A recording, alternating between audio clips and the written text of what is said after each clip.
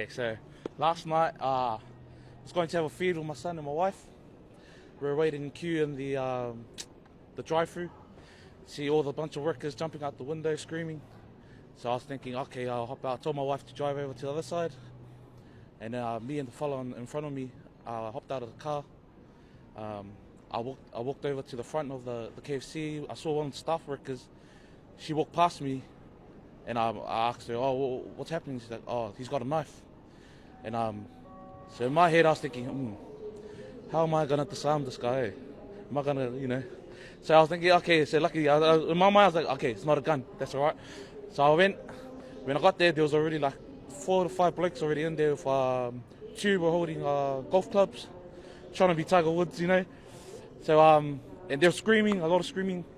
I saw there was another worker inside with the man who had the knife, the robber. He was screaming out. The boys were telling him, just come out through the door. He was like, no, blah, blah, blah. I think he was kind of scared, just because he saw how much of us were there. And that's when I pulled out my phone. So I was like reporting live here, KFC Marsden, on Instagram. And then, what you call it? So he decided to come out. He decided to come out through the door. That's when I turned around, I walked out, I said, okay, he's coming out. By the time I looked back, he was sleeping. He was on the floor. So I don't know what happened in that little gap. If he got tackled or, So me and the guy that hopped out from the drive-through, we went out, turned him over to the side. The other bloke was trying to wake him up. I got the chair for him so he could sit up. He was still sleeping. I said, get some water. I could have got me I got fizzy, I was like, I want to get some fizzy. But then I was like, no, so I could get some water. He said, no. By the time I said, get some water, 2 coppers came in, saw him on the ground, said, is this the offender? And I was like, yes, that's the offender. What do you think? He's like, okay. And then I moved the chair away. I went and sat down, videoed a little bit. Then we went over to KFC Meadowbrook. So shout out to Meadowbrook KFC. Everyone went there after because it was packed as after. And they were like, so I told him, hey, look, there was a robbery over in Marsden. So yeah, that's pretty much the story. And what's going through your mind, mate, when this is all happening? What's going through your head? I was pretty calm, So I've kind of been in situations like this when it's real stressful. I try to keep my composure, just keep calm. I wanted to know what sort of weapons was involved, how many people. So there was only one man. So I was thinking, when I got there to the scene, I was like, there's already heaps of blokes there. So I was like, there's a few Islanders, a few Bogans. So I was like, so I just let them handle it. So I was like, it's a good time to get my phone out.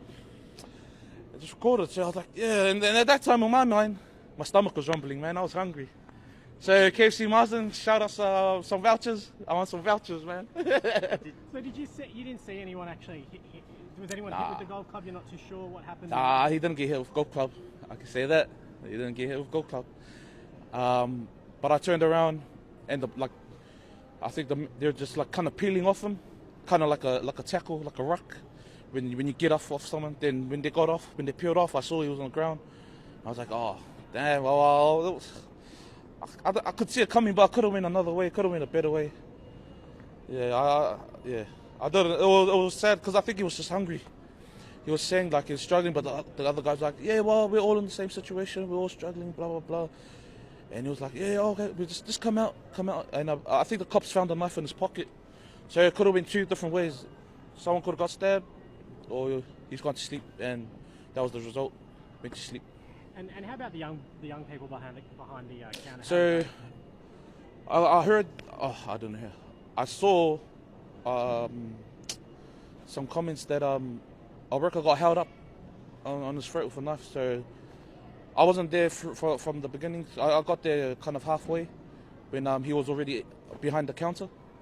But from what I saw, all the workers were jumping out the window because when you get to the checkout, you get to pay.